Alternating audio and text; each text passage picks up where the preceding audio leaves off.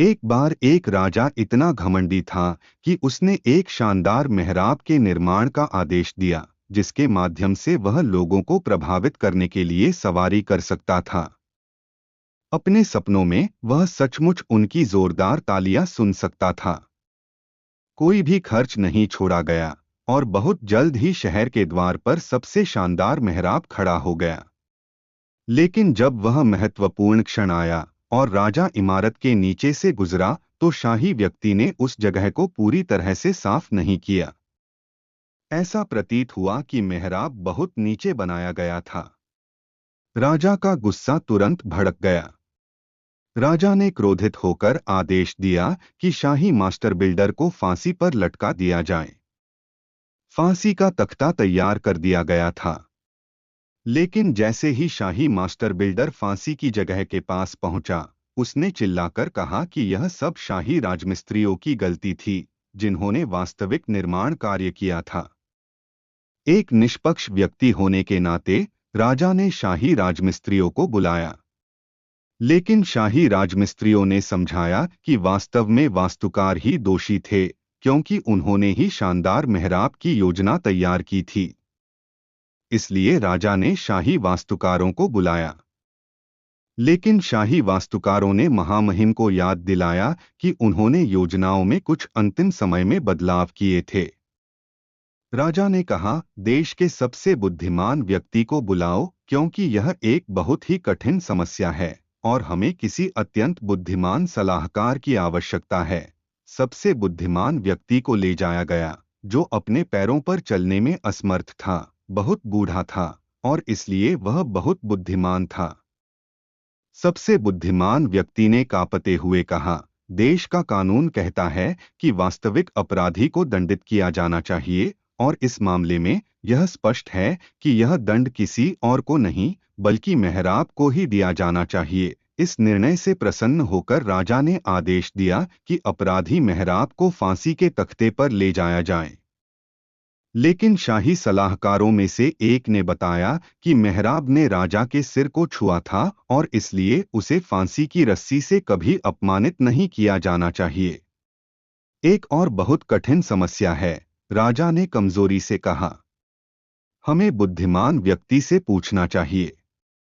अफसोस, अपने पिछले प्रयासों से थककर बुद्धिमान व्यक्ति ने अपनी अंतिम सांस ली थी और इस नवीनतम पहेली में अपनी अंतर्दृष्टि प्रदान करने में असमर्थ था। जल्दबाजी में सलाह देते हुए देश के न्यायाधीशों ने फैसला सुनाया कि मेहराब का निचला हिस्सा, जिसने शाही सिर को नहीं छुआ था, को पूरे मेहराब के अपराध के लिए फांसी दी जा सकती है। लेकिन जब जल्लाद ने मेहराब के निचले हिस्से को फंदे में डालने की कोशिश की तो उसने पाया कि रस्सी बहुत छोटी थी। राजा ने शाही रस्सी बनाने वालों को बुलाया। लेकिन शाही रस्सी बनाने वालों ने समझाया कि असल में मचान बहुत ऊंचा था। उन्होंने सुझाव दिया कि शाही बढ़ियों की गलती थी। राजा ने कहा, हम यह सब फिर से शुरू नहीं करेंगे। भीड़ अधीर हो रही है, राजकीय सलाहकारों ने कहा। हमें जल्दी से किसी ऐसे व्यक्ति को ढूंढना चाहिए जो फांसी के लिए उपयुक्त हो। आश्चर्यजनक रूप से कम समय में देश के सभी लोगों को सावधानीपूर्वक मापा गया। लेकिन केवल एक ही व्यक्ति ऐसा पाया गया जो फांसी के तख्ते के लिए बिल्कुल सही आकार का था। वह स्वयं राजा था। और लोगों का उत्साह इतना था कि राजा के पास उन्हें वह देने के अलावा कोई विकल्प नहीं था जो वे चाहते थे। राजा को फांसी दिए जाने के बाद प्रधानमंत्री ने कहा, शुक्र है कि हमें कोई मिल गया। अगर हमने भीड़ को संतुष्ट करने के लिए तुरंत कार्रवाई नहीं की होती तो वे निस्संदेह राजग के खिलाफ हो जाते। उन्होंने आगे कहा, इस मुश्किल समय में हमें जल्दी से जल्दी किसी राजा को गद्दी पर बिठाना चाहिए, और इसलिए उन्होंने आदेश दिया कि परंपरा के अनुसार शहर के द्वार से गुजरने वाला अगला व्यक्ति नए राजा का नाम बताए।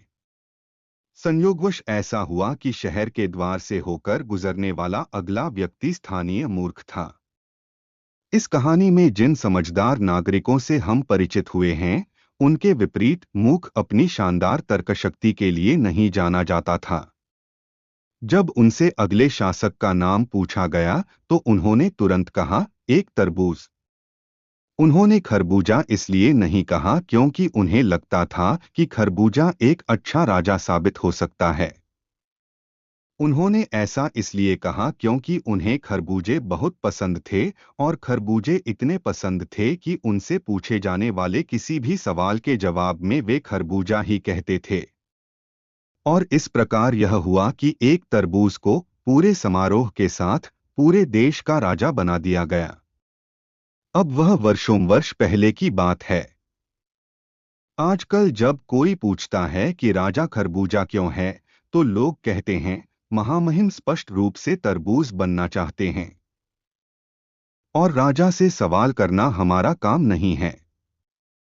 महामहिम अवश्य ही अपनी इच्छाओं से अवगत कराएंगे, करना भी चाहिए उसका। महामहिम कभी खरबूजे के अलावा कुछ और बनना चाहते हैं।